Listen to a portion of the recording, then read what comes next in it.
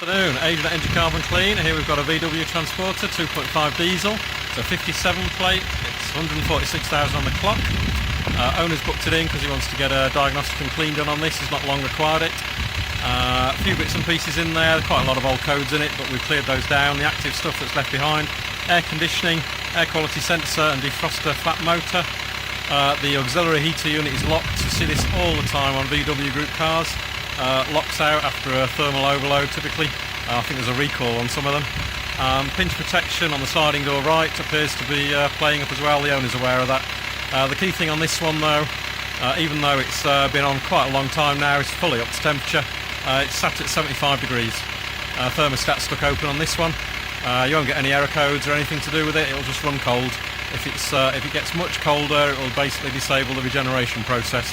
So always watch out for the temperature gauge. If it's not sat perfectly at 90 on a VW after it's warmed up, or Audi, Seat, Skoda, then you got thermostat sticking open typically. You can get this sorted out now because it's got service due soon. Get this back on the road in about another 10 minutes.